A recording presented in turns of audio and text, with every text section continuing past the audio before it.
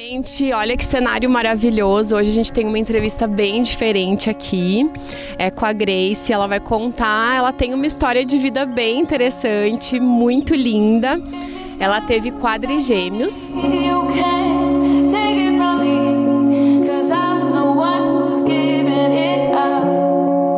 Ela vai contar um pouco da história dela pra gente, como que é isso, qual que foi essa experiência dela.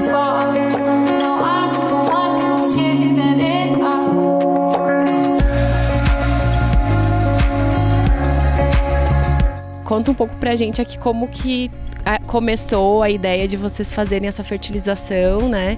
E um pouquinho pra gente saber dessa curiosidade. Bom, a gente decidiu constituir uma família. Eu já tinha 30 anos e meu marido 40. E nós tentamos por um tempo e não conseguimos engravidar naturalmente. Então optamos em fazer a fertilização in vitro. Então nós procuramos uma clínica e fizemos o tratamento e o combinado, e a nossa expectativa era de que nós tivéssemos gêmeos, porque na clínica eles nos falaram que o ideal seria fazer a inseminação então de 2 embriões. Pela minha idade, enfim, estava bem de saúde, tudo, acreditaria-se que tudo desse certo, então que a gente conseguiria ter esses 2. Então, depois de terminado um mês de tratamento, fizemos a inseminação, passou um tempo, fizemos o teste de gravidez, deu positivo, e em seguida fomos fazer a primeira ecografia, ultrassom. Para nossa surpresa, quando nós chegamos lá e começamos a fazer, eu já reparei que os médicos estavam assim se olhando um para o outro e não queriam falar. Não, eu acho que não, eles estavam assustados, né? E nós na expectativa e tal. E aí eles deram a notícia: olha, temos 3. Aí assim, eu tava esperando 2, eu disse, tá, um a mais tá tranquilo, né?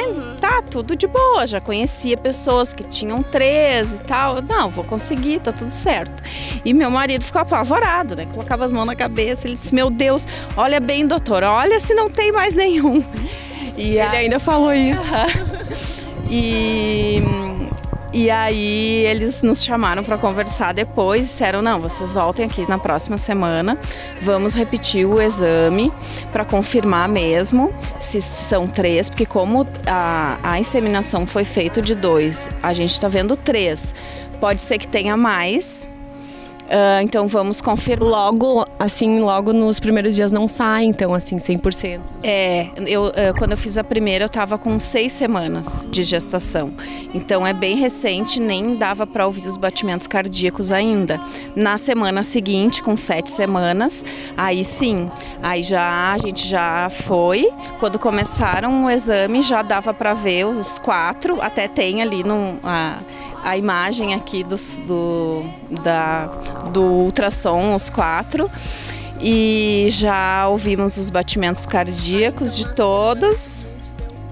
Aí na semana seguinte confirmou que eram 4, e eu parei de fazer ecografia, porque eram 3, depois 4, eu disse, não, chega. E a gente partiu para uma viagem assim, foi até, nem pensamos muito, porque era uma gravidez de alto risco, mas os médicos nos tranquilizaram, assim, disseram, não, vão, e porque depois, né, vai ser punk, então aproveitem, descansem, assimilem a ideia. Ela tinha uma viagem agendada perto desse resultado, então isso que ela tá falando, que a gente já conversou antes aqui, e vocês resolveram ir então, né? A gente já tinha programado essa viagem para fazer eu grávida, mas só que, claro, não imaginava que eu estaria grávida de quádruplos. Mas mesmo assim a gente decidiu ir viajar. Nós ficamos mais de 30 dias viajando, então foi assim a nossa última viagem até o momento de casal, né?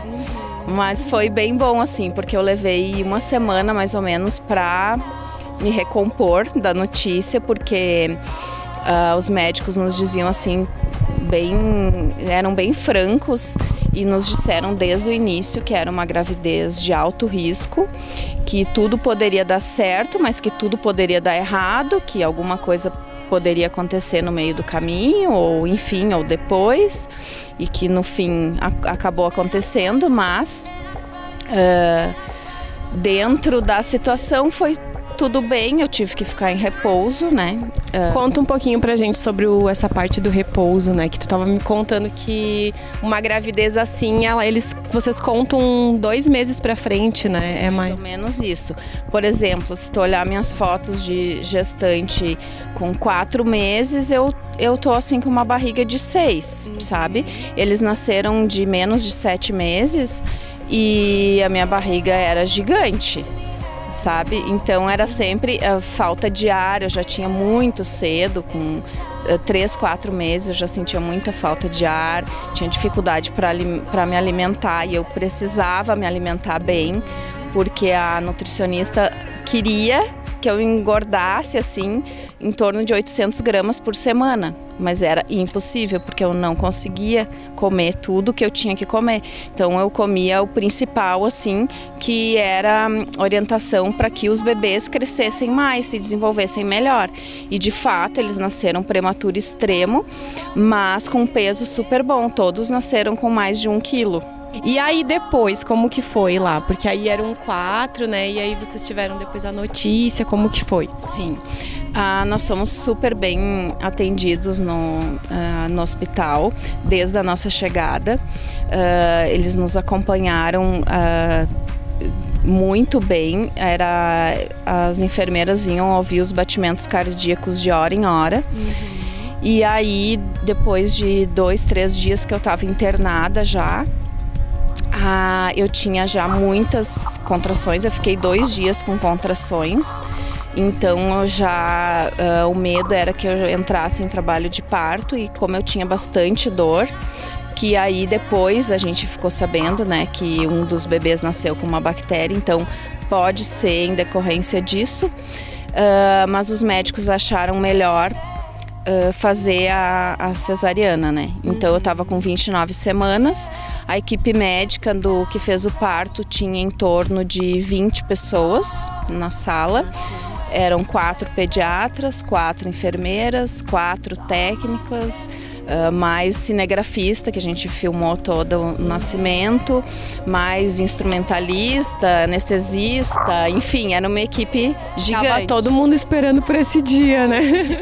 E aí eles foram, todos choraram, eu não podia ver, porque o pediatra pegava e já saía correndo para a UTI, né? Porque aí tinha que medicar, tinha que entubar, enfim, porque eles nascem respirando com dificuldade. Mas todos choraram, o Lucas foi o último a nascer, e que demorou um pouquinho mais, assim, porque ele estava muito pra cima, assim. E essa parte de tu receber a notícia de um que faleceu, como que foi? No primeiro dia até eles fecharam a UTI porque estavam fazendo um procedimento num bebê e nós não sabíamos que era o nosso. Eles não nos falaram para não nos alarmar, né? Porque até então todos acreditavam que não era nada demais, que ia ser resolvido, enfim. E até eu me lembro que no dia minha mãe me falou comigo, daí eu disse, não, tá fechada a UTI, a gente não tá conseguindo ir lá por enquanto, porque tem um procedimento em um bebê, mas não é dos nossos, né? Tá tudo bem.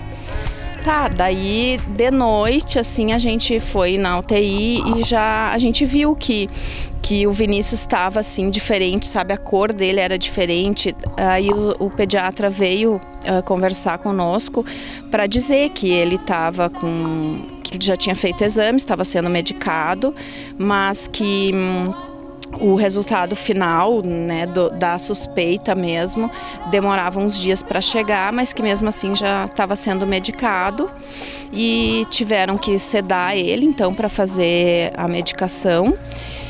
E ele foi melhorando. No segundo dia ele já estava assim melhor. Aí o médico disse, não, a gente vai tirar a sedação dele para ver como que ele se comporta e tal, mas assim, eu nunca nunca imaginei e nunca passou pela minha cabeça que ele iria falecer. Aí eles nos avisaram no quarto que ele já tinha tido 2 paradas cardíacas, que ele não estava bem e que ele não ia resistir. E aí foi aquilo, assim, né? Desespero total. Ele teve mais uma parada cardíaca e acabou falecendo. Nós ficamos 49 dias na UTI e depois disso, assim, sabe que tem forças que vem de outro plano que só quem passa, assim, sabe. Porque aí era no 3º dia eu tive que pedir alta porque eu não, porque a gente tinha que vir para Gramado fazer o sepultamento dele. E a gente optou em fazer o sepultamento. Então nós deixamos os 3 lá na UTI, viemos para cá, fizemos o sepultamento. Eu fui para casa e cheguei em casa quando eu vi o quarto, o bercinho e tudo, sabe? Aí me deu um desespero. Aí eu disse pro meu marido, não. E eu não tinha conseguido tirar leite ainda, porque eu tinha que tirar o leite para colocar na sonda para eles poderem se alimentar. Então até aquele dia eles ainda não tinham se alimentado, eles estavam só no soro. E aí meu marido veio e disse para mim, agora. Eu disse, agora nós vamos ter força para cuidar dos 3. Sim. E aí eu disse para ele, não, nós vamos voltar, não quero ficar em casa, nós vamos voltar para o hospital agora. E aí a gente chegou lá de noite. Eu entrei na UTI, uma enfermeira veio comigo, a gente foi para a sala de coleta de leite e aí ela me ajudou e eu consegui começar a amamentar eles, né? E eles acabaram te dando mais força acho que para superar tudo isso, né? Com certeza, porque eu só tenho a agradecer porque tudo bem, né? A gente perdeu, mas... E me conta como que é a Grace mulher no dia a dia, o que mudou para ti antes e depois da gravidez, né? Dos filhos e tudo. Olha, antes eu vou dizer que eu pensava muito em mim, eu trabalhava muito, eu deixava bastante a família de lado em função de trabalho. Passei aniversários, isso até fora da minha mãe, porque eu e o Maurício, a gente casou, eu já tinha 30, né? A minha mãe já estava perdendo as esperanças. Depois, assim, da gravidez e depois que eles nasceram, principalmente, assim, eu mudei completamente, né? Eu renasci, sabe? Me tornei uma nova mulher, muito família, tanto que eu passei 7 meses exclusivamente para eles, né? Esqueci até do marido, daí levei uns chacoalhões. Aí a gente foi tentando também manter essa relação de casal, que é importante, né? Porque senão a família não se mantém. Então hoje eu consigo fazer todas as minhas atividades. Eu faço balé 3 vezes por semana, vou na academia 2 vezes por semana, vou no salão, faço cabelo, unha, me cuido. E é possível, né? É possível. E assim, não precisei fazer cirurgia plástica, não precisei fazer nada, só força de vontade e que a gente consegue, né? Um beijo, TV!